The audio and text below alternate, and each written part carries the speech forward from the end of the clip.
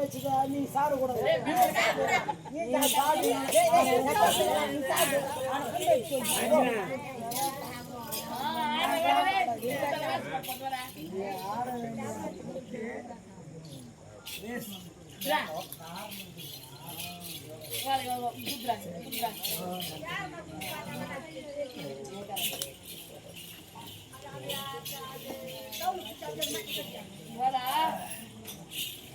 என் பள்ளியிலே பரிசவினை பள்ளி பரிசவினை என் நாவிலே நட்சத்திரம் நாவிலே நட்சத்திரம் அது மட்டுமா 2 அடைக்கு போதுமா இன்னும் அடைக்க நான் தெரிவித்து இன்னும் சொல்லியா என்னுடைய அழகுதானே அடி தோலில துளாசி மணி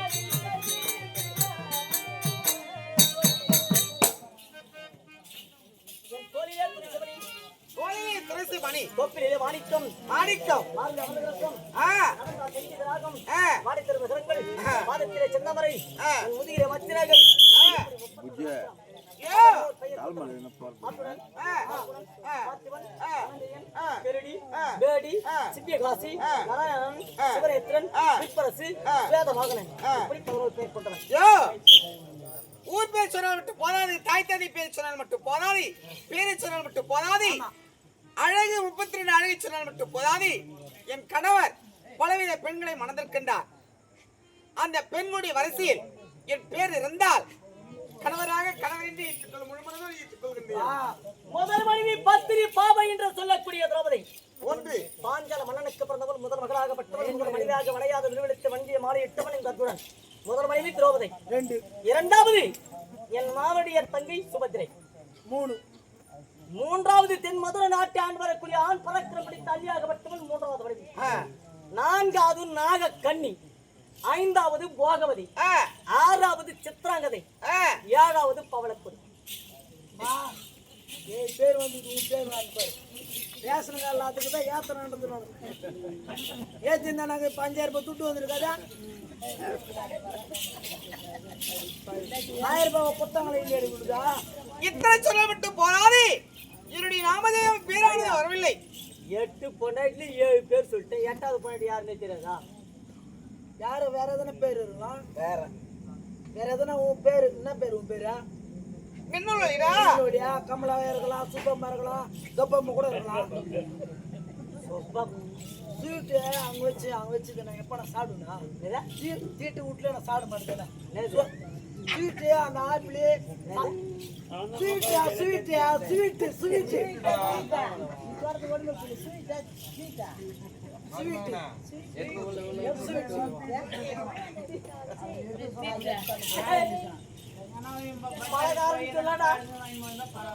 பலகாரம் அப்ப பலகாரம் என்னடா பலகாரம் இவங்க எப்பயுமே மெட்ராஸ்ல இருந்து பாரத் எவ்வளவு கிண்டல பேசுறாங்க.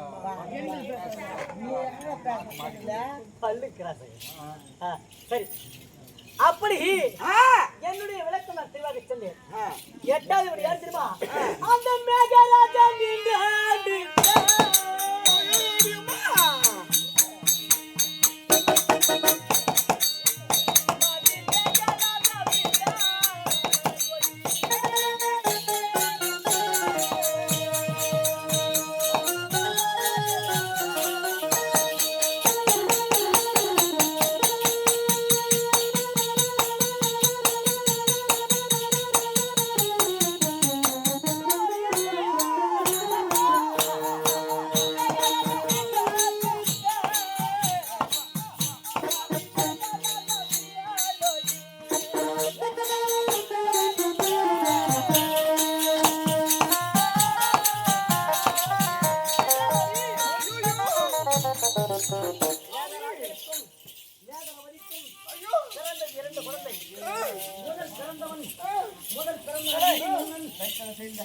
முதல் பிறந்தவன் இடி மன்னன்.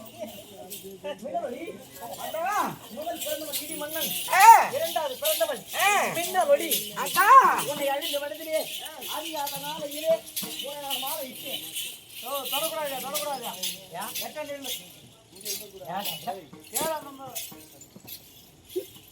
சுவாமி இத்தனை கால வருவாங்க கணவர் வாங்கிவிட்டு நீங்கள் தான் என்னுடைய கணவர் என்று நான் பார்த்து அழகு தெரிந்து கொண்டு விட்டேன். சரி, நான் சொல்கிறேன் ஒரு வார்த்தை கேட்கிறீங்களா? என்னை கணவன் என்று ஏற்றுக்கொண்டேயா? ஆமா.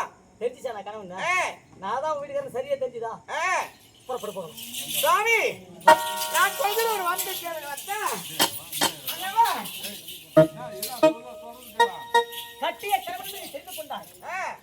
என் அண்ணன் குடித்தது 25 வினாடி. அதில் 22 வினாடிகள் முடிந்து விட்டது, கழிந்து விட்டது. உனக்கு இருப்பது 3 வினாடி தான். அந்த 3 வினாடிக்குள் ஒன்று சேர வேண்டும். சாமி நான் சொல்கிற ஒரு வார்த்தை கேளுங்க. சுவாமி நீங்க சற்று பொறுப்பீங்க.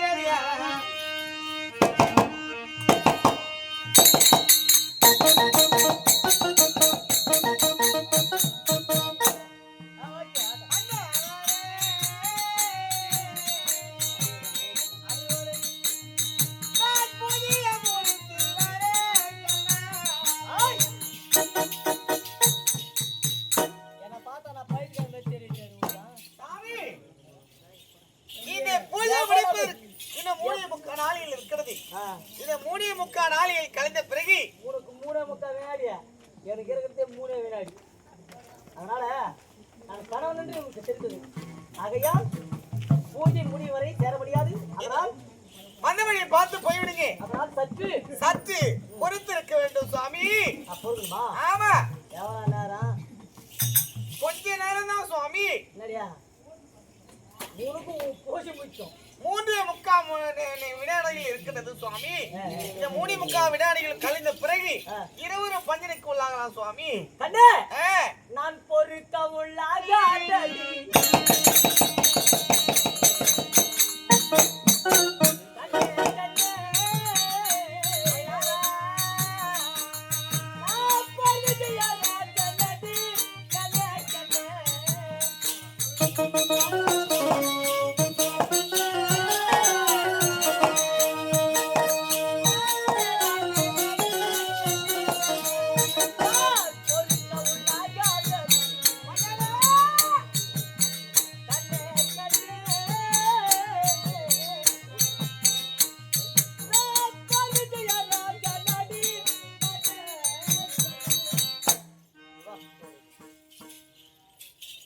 என்னை நம்பி 17ஆம் போர்க்களம் காத்துக் கொண்டிருக்கிறது. கற்பூர தேர் மீது கர்ணன் வந்து கொண்டிருக்கிறான். 17ஆம் போர்க்களத்திலே கர்ணனை நான் மடிக்க வேண்டும், ஜெயிக்க வேண்டும். விடிந்தால் கர்ணனுக்கும் எனக்கும் யுத்தம். யுத்த களத்திலே கர்ணன் நான் வெற்றிய வேண்டும். எனக்கு யுத்தம் இருக்குது. இதே பொன்னாட்டிய கெஞ்சர் நேரம் இல்ல எனக்கு. எங்க அண்ணன் கொடுத்தது 25 வினாடி. அந்த வினாடிக்குள்ள எனக்கு 3 வினாடி தான் இருக்கிறது. 22 வினாடி முடிந்து விட்டது. அதனால நம்ம பஞ்சனிக்கு போய் ஒண்ணு சேர்ந்துலாம்.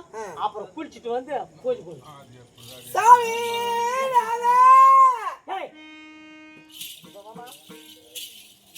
பூஜை வந்து நம்ம போய் சாமியை கும்பிடுறதுனாலதான் சாமி இருக்குதுன்னு நம்ம எல்லாருமே தெரியும். மனுஷனுக்கு ஒரு பிரச்சனை இல்லைன்னு வச்சுக்கோ, கடவுளுக்கு போய் அர்ச்சனை வருமா? பிரச்சனை மனுஷனுக்கு இல்லைன்னா அப்புறம் கடவுளுக்கு ஏன் அர்ச்சனை தர போறாங்க? எல்லாருமே கிடைச்சா அப்புறம் ஏன் கடவுளை தேடி போறாங்க? எல்லாதது வேணுன்றதுனாலதான் கடவுளை தேடி போறோம். நான் இல்லைன்னு தானே நீ பூஜை பண்ண. ஆமா சுவாமி. யாரு வேணும் நீ பூஜை பண்ண? நீங்க வர வேண்டும் பூஜை செய்தி. இப்ப யாரு? நானா இதற்கு கடவுள் போல சுவாமி. யாரு வரணும்னு பூஜை பண்ண? கணவர் வர வேண்டும் என்று பூஜை செய்தி. நான் யாரு உனக்கு? என் மாலையிட்ட மன்னவர்.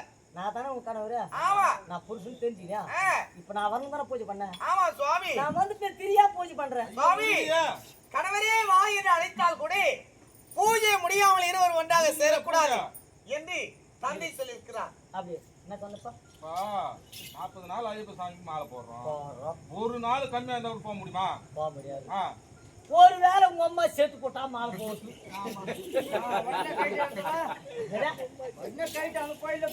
இவங்க அம்மா சத்தா அப்ப என்ன பண்ணணும் அம்மா போய் பார்க்கணும்.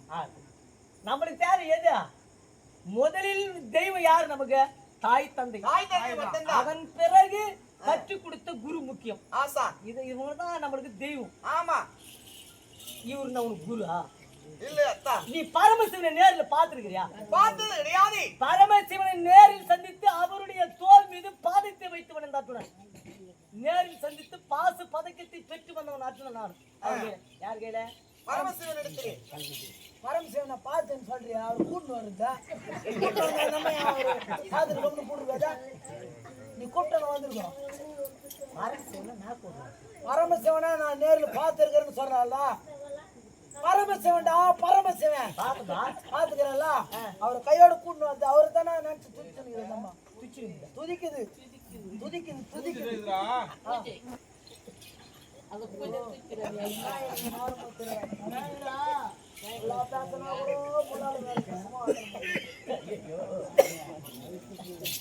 அதெல்லாம் ஆகாத காரணமா அதை பார்த்தாலும் வேலையாகுமா பாய்க்க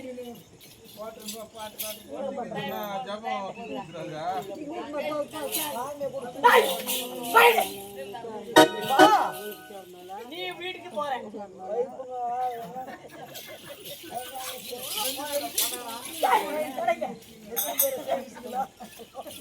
சரி இப்ப நீ வீட்டுக்கு போற நாடு காட்டிட்டு நீ வீட்டுக்கு போற நீங்க சம்சாரம் என்ன பண்றாங்க ஏதோ ஒரு முக்கியமான வேலை இருக்கு. ஆமா நீ போயிட்ட நீ வரத பாத்துட்டாங்க உங்க மனைவி என்ன பண்றாங்க மாமாம்மா எப்படி ஏதுக்கிறவா சாப்பிட்டு எதனா பாப்பா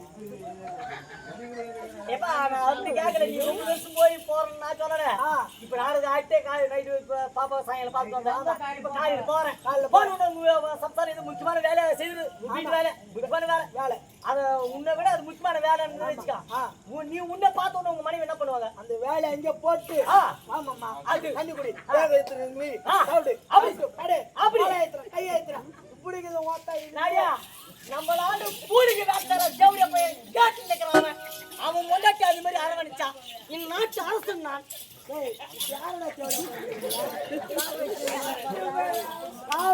சொல்லு தேவடா பையனை யார சொல்லுங்க தேவடா பையனா எங்க அம்மா தேவடையோட